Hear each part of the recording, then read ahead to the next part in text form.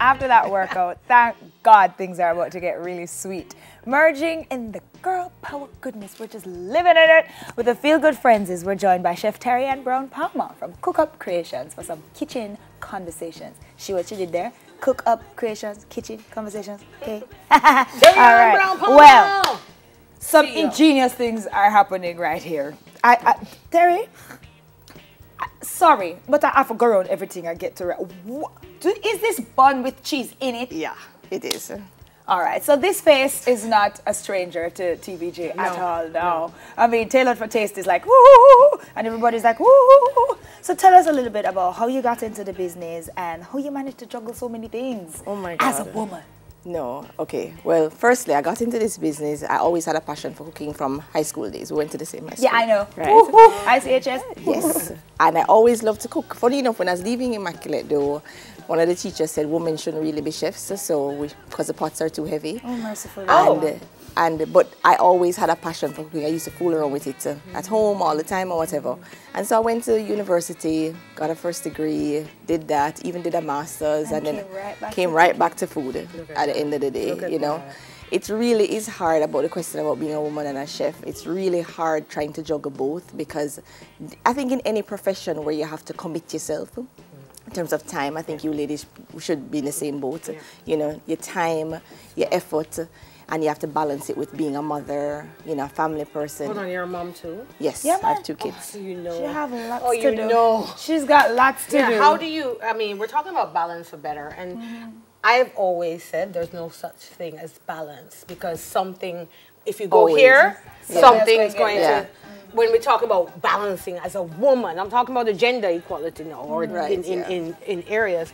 But they're mainly male chefs in the business, right?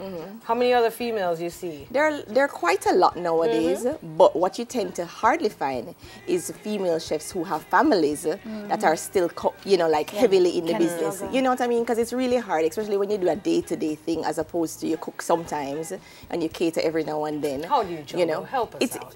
As you said, there's no balance. I remember reading something years ago from a very successful CEO that said that there's no balance. There are just days when one has to be a priority, and a day when other, you know, and if you do not have a family support, right? Like my family, including my extended family being my team, are very supportive. I mean, I would not be able to manage. I mean, like, there are days when the children are in a room at work, I understand that. And then, you know, one of my chefs will go check on them and say, you need something to eat. And so it's like really a family raising my children is what you call a village kind of raising, because your extended family and your immediate family really has a chip in, because it's just impossible. It really is impossible. As a woman in a male-dominated profession, do you find that people are less respectful of you as a chef because you're a woman? I have found in the early days when I just started, I experienced judgment, you know, people and their comments, because some people make some comments about female chefs and their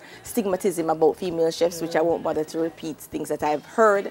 But I find now I tend to generally zone out bad comments. Like if you're negative and you're just not into, everybody don't have to like everything. You know what I mean? Everybody don't like everything on this table. Some people like this, whatever. And I'm fine with that. So if you want a male chef, then good for you. But guess what? I'm going to rock it. And that's why when we had this last season of Tailored for Taste, I really had to win. Like, yeah, girl. I mean, like I felt that. I felt that the guys, 2 guys and just me. Yeah. And you know, like as you said, it's a male-dominated business, and it's because it's easier for a man to be a chef. I won't say not because of, just because it's easier for them to balance the family life. All right, well, talking about all of that stuff, let's see why you won. What's going on the table? No, the strategy. That is why I want. But we have different cakes. I mean, that's what we have available at Cook Up Creations. We do, and these are actual cakes. Yes, they're not fake cakes. They're like real. They look like artwork, but they're cakes. They're real. Oh, that's awesome. And it's real. Like we have a store from our store on Constant Spring Road, right beside on Constant Spring Road, beside Scotia. Across from the Domino's. Right, across from the Domino's.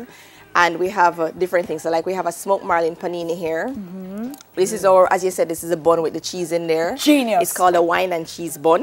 Genius. I think people need to look at this. Can I take this piece? Sure. Look at this. Look how the cheese sits in the bun. The cheese in the bun. And I had to take it so that Sakina could taste it. So why you not taste it? Look, I have tingling. It's hard to eat. You'll figure it out soon. I know. Yeah. There's that art. I can't even get. It's nice, right? Boss. It just looks good. All right, keep going. We did a Greek salad, and we kind of did a twist on it because we did it with a grilled salmon, and we have a passion fruit vinaigrette, which is our house dressing that we make for ourselves, which is really, really good. We have our oxtail pasta. Look at you. Yes, and then we have our cakes. It all just smells so good. So we can order for this is for Easter, the bun, or anytime. Really, yes, we actually have people order it throughout the year, but I mean with heavy production during the Easter time. Genius. Thank you. And these cakes now, real flowers on top. Yeah. Look at you. Yeah. Can we eat the flower, the rose? I mean, you could eat it, but I don't know what it's gonna do to you. Tell us about these cakes now. What's on the other side, inside? Well, this one is chocolate, and this one is chocolate and vanilla, right? I mean, we make so many different cakes. We have literally over 50 different and we can cakes, just call in and get right? You Yes, need, right? We have in the store. We actually have cake slices available, and there are always different variety of cakes available on any day, any given day. I know. But in terms of when you want to order a cake for a special occasion, we have like literally over 50 flavors of cakes. Yeah, they have a martini, apple something. Yes, cake.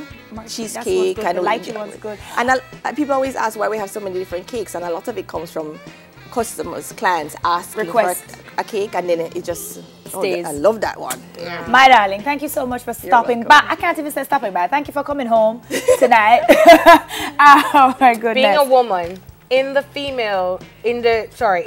food industry. I know. Surviving at the top. We really appreciate you. Thank you for sharing that with us, because sometimes we need to share more. I know, so that they know that we're still standing. Yes. Terry Ann Brown Palmer from Cook Up Creations, thank you so much for coming and sharing all this good food that I'm going to eat some of when they're not looking. What time is it? Are we done? What time is it? We're going to go for a break. We're And going then to be we right come back. I thought you were wrapping us up. I was like, done? I'm ready. I soon come. Just a little bit, just a little bit, just a little bit.